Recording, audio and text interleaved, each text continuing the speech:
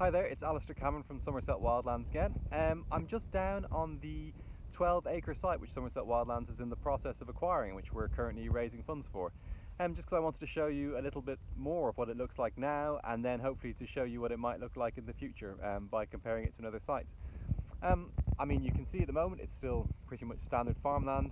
Of course it's only March, it's a beautiful sunny day, but it's still only March, so you wouldn't expect it to be too full, but it's still very much in the kind of short green grass phase. It's obviously been grazed and possibly cut for many years, and probably agriculturally improved, which means it's been fertilized in the past, but possibly not for a while. I mean, I've seen a few things around. There's some celandines in the grass. I saw some buzzards overhead. In the neighbouring fields there's a few there was some white egrets, which is lovely. But this is still obviously a piece of land that's going to be very much at the beginning of its wilding journey, so it's all potential, which is fantastic. And if I can, I'm going to maybe give you an idea of what it might look like in a few years, because we've got another site, well, just about 100 meters that way, which has been undergoing some rewilding for the last 5 or 6 years. And through the magic of editing, I'm going to take you there now and hopefully show you a little bit of what it looks like now. Okay, I'm over at the other site now, which is just separated by about 80 meters from the one we're just acquiring now. And this one's been wilding for about 6 years, and basically it's been left alone. We dug a pond early on in the first year, but other than that it's been left alone completely. And what can I say? Every year you just get a sort of tangle of grass that grows up, grass and reeds and flowers that grow up each year and then die back in winter. Obviously it's just March now, so everything's kind of died back quite a lot, but this will grow up again.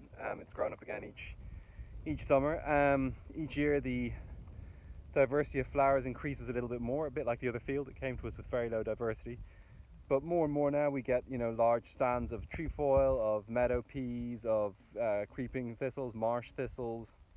We get meadow sweet, celandine, cuckoo flower, and many others besides. And to be honest, it absolutely teems with life. When the time is right, we get hares here all the time. We get foxes have their cubs here. Roe deer have their fawns here. It's full of butterflies. Even now there are butterflies.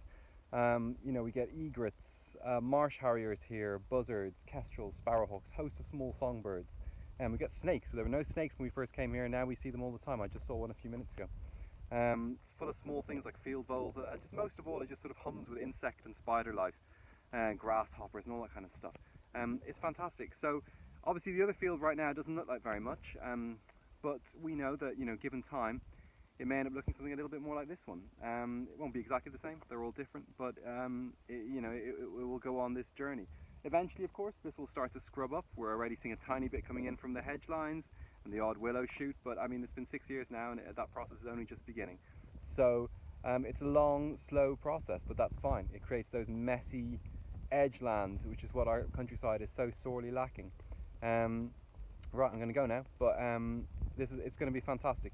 So anything you can do to help us, if you can donate to our crowdfunder or donate through the website, that'd be amazing. And let's try and create a bit more space for nature in the Somerset Levels. Thanks very much. Bye.